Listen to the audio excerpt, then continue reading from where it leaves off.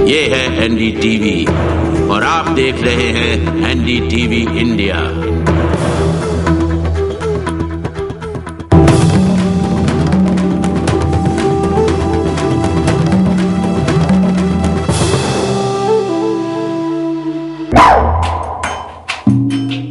Normally phone आता है कि भाई से इस नंबर पर बात करिए, दुबई या कराची या मलेशिया का नंबर दिया जाता है।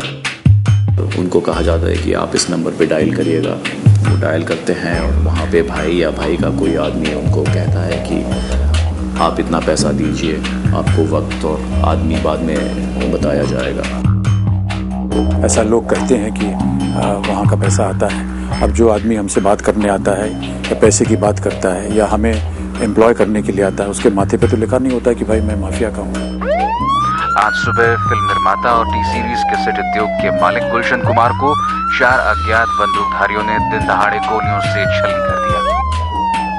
पुलिस को शक है कि इस हत्या के पीछे माफिया का हाथ है। मैं ये नहीं समझता हूँ कि क्योंकि उन्होंने गलत जगह से पैसा लिया इसलिए उनके ऊपर ये वारदात हुआ। अगर पैसा लिया तो भैया उनको मारेंगे क्यों? तो लेकिन मैं ये मानता हूँ कि उनके ऊपर किसी तरह का थ्रेट आया, जो कि इसलिए आया क्योंकि उनसे पैसा मांगा गया, एक्सटॉर्शन का थ्रेट मिला उन्हें। और जब शायद वो पैसा न दे पाए या उन्होंने देने से इनकार कर दिया या उन्होंने माफिया से मिलने से इनकार कर दिया या उनके फ़ोन कॉल्स लेने इनकार कर दिए, तो शायद उनके ऊपर इस तरह का हमला हुआ। लेकिन इसकी जो सच्चाई है उसे मैं नहीं कह पाऊँगा क्योंकि मुझे मालूम नहीं।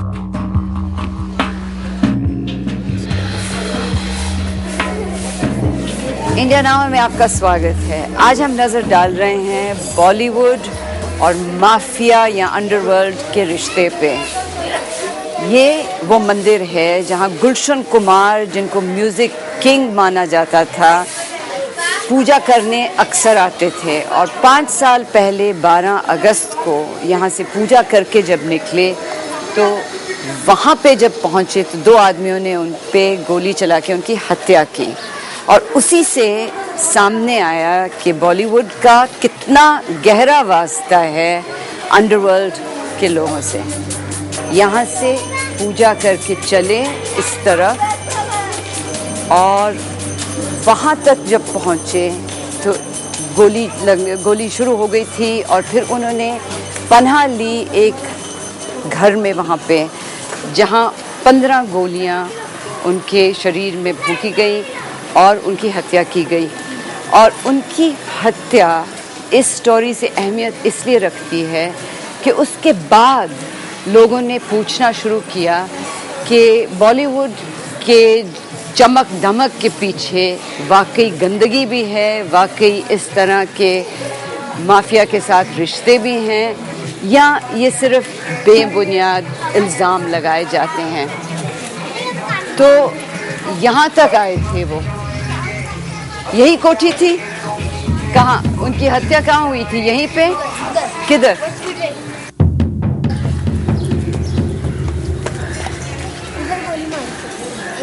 किधर? इसके अंदर? हाँ, ये आपकी कोठी है?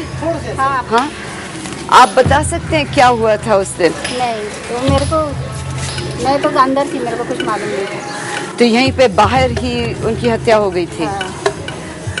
सुनाई नहीं दिया आपको कुछ? नहीं, मेरे को लगा कोई फटाकड़े बज रहे करके। मैं तो अंदर ही थी। दरवाजा नहीं उन्होंने खटकाया?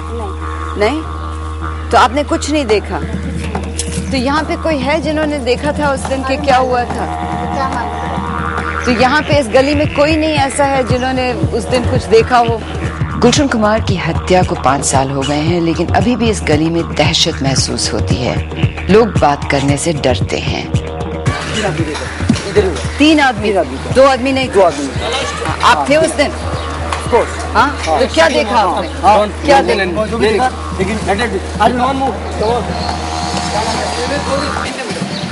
यहाँ तक कि राजेश जौहरी, जो गुलशन कुमार को अस्पताल लेके गए थे, अब उस दिन के बारे में बात करना फजूल समझते हैं। राजेश जौहरी, हाँ। उधर घर है। क्या हुआ? राजेश जौहरी साहब से मिलना। आप हैं? अच्छा, नहीं, हम वो गुलशन कुमार की जो हत्या हुई थी उसके बारे में थोड़ी जानकारी लेना चाह रहे थे। मगर मैडम अभी तो केस खत्म हो गया ना। आप लेके गए थे अस्पताल? हाँ। क्या हुआ क्या था जरा बताएंगे आप? नहीं मगर अभी तो वो केस खत्म हो गया ना। नहीं, आप केस का ना फिक्र करें। नहीं मगर मेरा बोलने का मतलब ये है कि अभी वो केस डिस्चार्ज हो गया हाँ है ना। हाँ। तो अभी वो सब जान के क्या करेंगे। हमने सिर्फ जानना चाह रहे थे कि उस दिन क्या हुआ था, आपने क्या देखा, क्या सुना और कैसे लेके गए? नहीं उस दिन ऐसा हुआ था कि मैं काम पे जा रहा था तो इधर फायरिंग हो गए थे। फायरिंग होने के बाद में फिर मैं देखा तो गुलशन कुमार नीचे गिरे थे और वो मार के 2 आदमी लोग भाग गए वहाँ से। इतना घबराते क्यों हैं लोग बताने से कि जी ऐसा हुआ था? डर तो रहता है ना सब लफड़े में पड़े। ये बात आदमी मर जाता बम्बई के अंदर, उसको देख कर वो उधर जाता है, उसके बीच में गया तो वो भी फंस गया। गुलशन कुमार की अपनी स्टोरी एक हिंदी फिल्मी स्टोरी से कम नहीं। जीवन शुरू किया दिल्ली की दरियागंज में जूस वाले की दुकान से और बॉलीवुड की उन ऊंचाइयों तक पहुंचे कि उनको म्यूजिक किंग माना जाता था। उनकी हत्या से ही बॉलीवुड और माफिया के रिश्ते पे दुनिया की नजर पड़ी। तो क्या ये रिश्ता अब भी कायम है? जिस दिन हम मालूम करने निकले, मौसम ने ऐसा साथ दिया कि मानो हम हिंदी फिल्म के एक सीन का हिस्सा बन गए हों। गुलशन कुमार की हत्या के बाद माफिया ने राकेश रोशन को अगला टारगेट बनाया। कहो ना प्यार है पिक्चर हिट होने के कुछ दिन बाद उन पे उनके ऑफिस के सामने गोली लगी। मुंबई पुलिस उन 2 लोगों की तलाश में है जिन्होंने निर्देशक राकेश रोशन पर गोलियां चलाई। उन्होंने इस वारदात के बारे में हमसे बात करना ठीक ना समझा, लेकिन उनके समधी संजय खान को हम मिले। राकेश रोशन पे जो गोली चली, ये आपके ख्याल में कौन लोग होंगे जो हमला किए थे? मुझे कुछ पता नहीं है। वो कहते हैं कोई अबू सालिम नाम का कोई था, वो पकड़ा भी गया था और उसके फ़ोन आते थे और राकेश ने हमसे खुद बताया था कि फ़ोन आते हैं और तलब करते हैं, बड़ी रकम दे दो, 10 करोड़ दे दो, 20 करोड़ दे दो। तो ये नामुमकिन बातें हैं। तो हमने भी कहा कि डरने की कोई बात नहीं है और टेलीफोन स्विच ऑफ कर दो, इन लोगों से बहस भी क्या करना है। और मैं नहीं समझता हूं कि ये कोई डॉन्स का काम है। ये छोटे मोटे लोग हैं बीच में, ये हरकत करते हैं कि चलो ये एक पासा फेंक दीजिए, गोली लगी तो लगी, नहीं तो किसी तरह से पैसे निकाल लो, नहीं तो कोई बात नहीं। आपके जो दामाद हैं ऋतिक रोशन, वो बहुत बड़े स्टार हैं, सबसे बड़े स्टार्स में माने जाते हैं। तो आपको क्या कभी फिक्र रहता है कि उनको भी अगर पिक्चर बहुत बड़ी बन जाए, हिट हो जाए, तो उनकी जान को खतरा है? देखिए, मैं ऋतिक मेरा बेटा है, जायद मेरा बेटा है, फरदीन मेरा बेटा है और भी हमारे अच्छे अच्छे नौजवान जैसे शाहरुख खान हैं, आमिर खान हैं, ये सब अच्छे नौजवान हैं। अगर किसी फिल्म इंडस्ट्री के हीरो पर ऐसी कोई दहशत या कोई ऐसी प्रॉब्लम सर पे आई तो हम हमेशा खड़े होंगे उनकी प्रोटेक्शन में। और ऐसी कोई बात नहीं, जैसे कि ऋतिक को भी फ़ोन आते थे एक ज़माने में, लेकिन उसके बाद तो अभी कोई किसी की हिम्मत नहीं हुई फ़ोन करने की। और जैसे मैंने कहा, ये हमेशा ये होता है, ये छोटे मोटे लोग जो हैं वो चाहते हैं कि कुछ पैसे निकालने की कोशिश करते हैं। जैसे कि राकेश जी को कह रहे थे कि ऋतिक का शो होगा अमेरिका में, पहला शो हमारा होगा, वरना हम उसको गोली से उड़ा देंगे।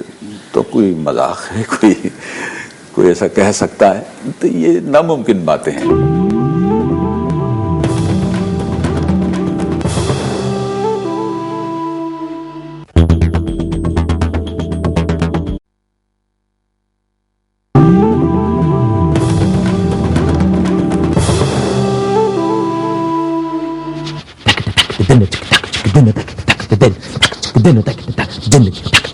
अमिताभ बच्चन को एक पूरे दशक के लिए बॉलीवुड की 1 मैन फिल्म इंडस्ट्री माना जाता था। उनसे मिलने हम फिल्म सिटी पहुंचे। मैं खड़ी हूँ फिल्म सिटी में, स्टूडियो नंबर 10 के बाहर बारिश में। अंदर मिस्टर अमिताभ बच्चन शॉट दे रहे हैं, हम उनको मिलने के इंतजार में हैं।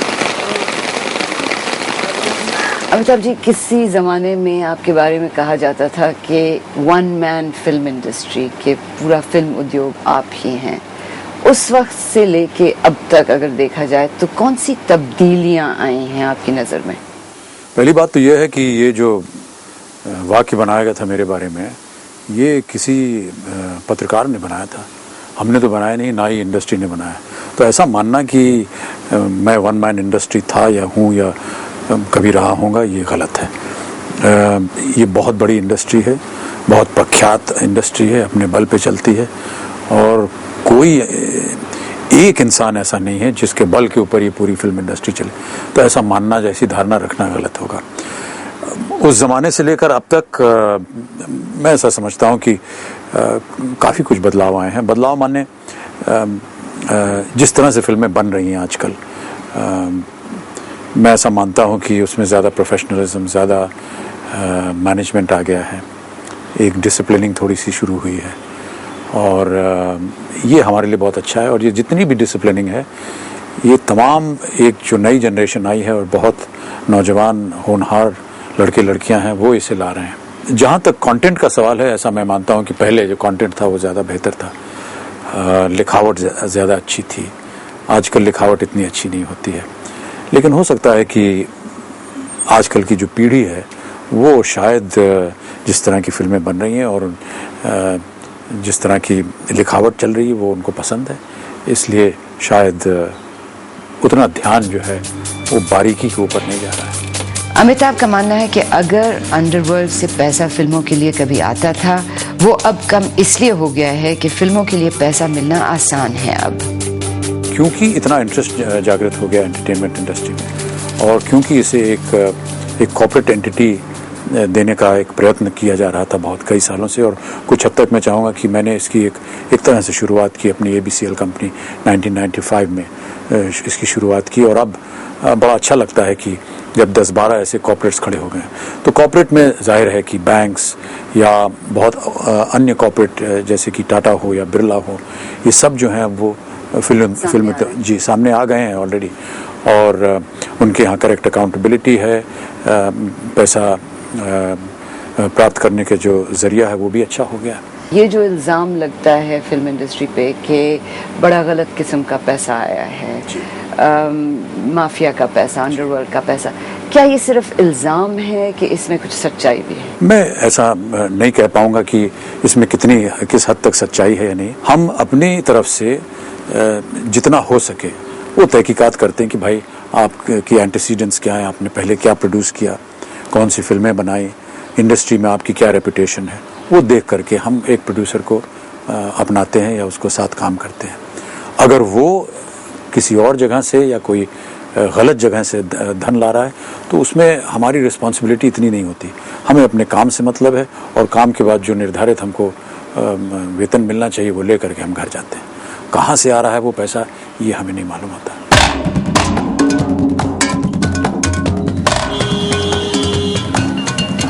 पुलिस वालों का कहना है कि अंडरवर्ल्ड के जितने भी बड़े लीडर हैं वो आजकल विदेशों में रहते हैं। दाऊद इब्राहिम जो सबसे बड़ा लीडर अंडरवर्ल्ड का माना जाता है, वो भी आजकल विदेशों में रहता है, लेकिन उसकी ज़िंदगी का सफ़र इस बॉम्बे की पाकमोड़िया गली से शुरू हुआ था।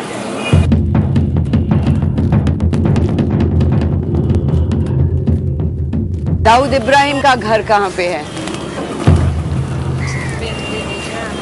दाऊद इब्राहिम का घर नहीं,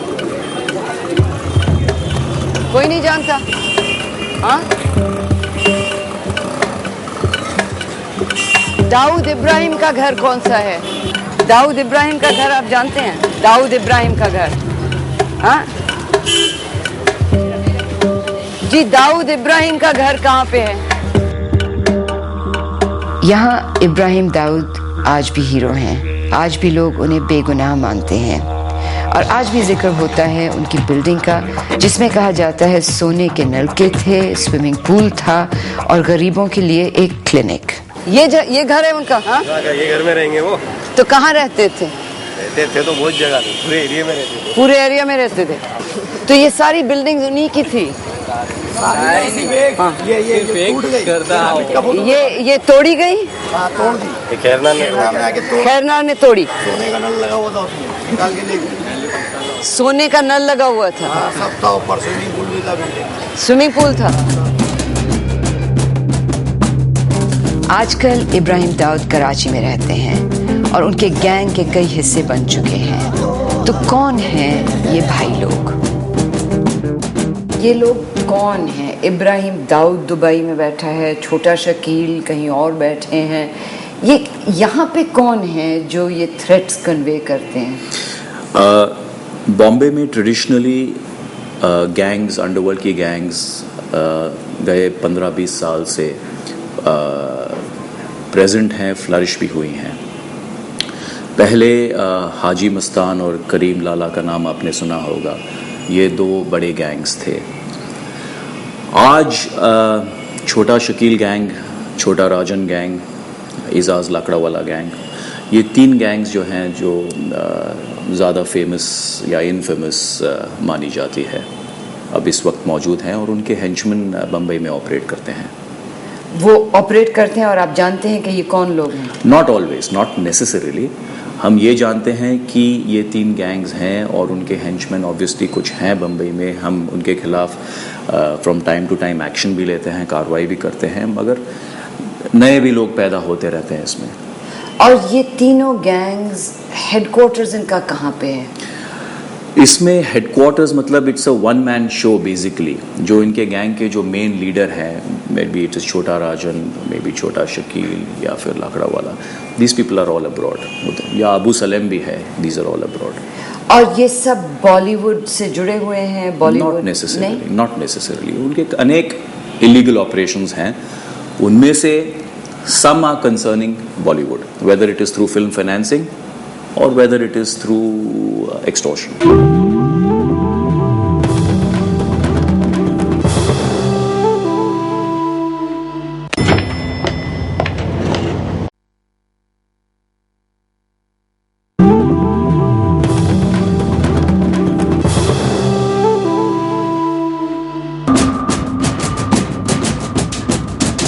बॉलीवुड के ज्यादातर लोग अंडरवर्ल्ड के बारे में बात नहीं करना चाहते।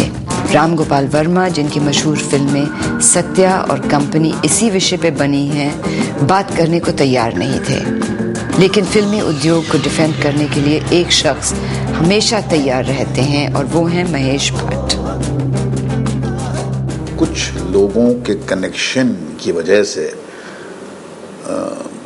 सरकार ने, पुलिस ने, मीडिया ने पूरी फिल्म इंडस्ट्री को कटघरे में खड़ा कर दिया और फिर जूते मारना शुरू किया कि भैया ये सब जो हैं इनके डूबियस कनेक्शन हैं, ये सारा उनका उठना बैठना, इनका पैसा भी अंडरवर्ल्ड से आता। तो मुझे लगा कि इतनी जिल्लत हम डिज़र्व नहीं करते हैं। हम में से कुछ लोग ऐसे हैं जिनका संबंध अंडरवर्ल्ड से है, था और शायद भविष्य में रहेगा। उनकी क्या मजबूरी है, किस वजह से उन्होंने ये रिश्ता जोड़ा है, ये एक बहुत लंबी कहानी है जो कुछ लोगों ने मुझे आके सुनाई है। मगर जब मैंने देखा कि खास करके मीडिया ने एक ग्लैमर और क्राइम की कहानी को बिना बहुत ही रिस्पॉन्सिबली बेचना शुरू किया, तो मुझे लगा कि वक्त आ गया कि आप बिल्कुल खड़े होकर एक बहुत ही विजिबल, एक कन्फ्रंटेशनल स्टैंड लें और आप डिनाई करें। भरत शाह की गिरफ्तारी की खबर फैलते ही मुंबई पुलिस मुख्यालय के बाहर भीड़ जमा हो गई। वो यहाँ तक कहते हैं कि मशहूर फिल्म फाइनेंसियर भरत शाह पे जो इल्जाम लगा है वो गलत है। फिल्म इंडस्ट्री में पैसा, भरत शाह जैसा व्यक्ति पे आरोप लगा था कि उसने छोटा शकील से पैसे लिए। भरत शाह इतना बड़ा आदमी है, उसने छोटा शकील को फाइनेंस किया होगा। अगर मैं अब फैंटेसाइज करूं कि भैया कि मुझे प्रॉब्लम नहीं आए, तो उसने उसके छोटा शकील का कोई आदमी होगा जिसको छोटा शकील प्लीज करना चाहते होंगे। तो भरत शाह 100 लोगों को फाइनेंस करते हैं, तो एक आदमी और को फाइनेंस कर दिया। मगर भरत शाह पैसा ले अंडरवर्ल्ड से, ये मुझे बड़ा एब्सर्ड लगता है। फिल्म इंडस्ट्री के अपने तौर तरीके पैसा जनरेट करने के उस वक्त थे। अंडरवर्ल्ड से पैसा लेना मतलब सांप के बिल में हाथ डालना, क्योंकि आप एक बिजनेसमैन का पैसा जब फ्लॉप होती है खा सकते हैं, भैया इनका पैसा अगर वापस नहीं करो तो कौन गले में सांप ले दूं। हमने जब शिल्पा शेट्टी के माता पिता और संजय दत्त का जिक्र किया तो उन्होंने जवाब ये दिया, हम में से कोई ऐसा है नहीं जिसके पास ये हक अधिकार है कि वो दूसरे को जलील करे, क्योंकि पहले base show me that what you are. और फिल्म इंडस्ट्री को मैं डिफेंड नहीं करूंगा, फिल्म इंडस्ट्री ने भी एक अपनी भय की फिलॉसफी को एक ढाल बनाकर उसके पीछे काफी देर छुप लिए। कायरता पे मैं तरस खा सकता हूं, मगर I can't upload your Kaavish.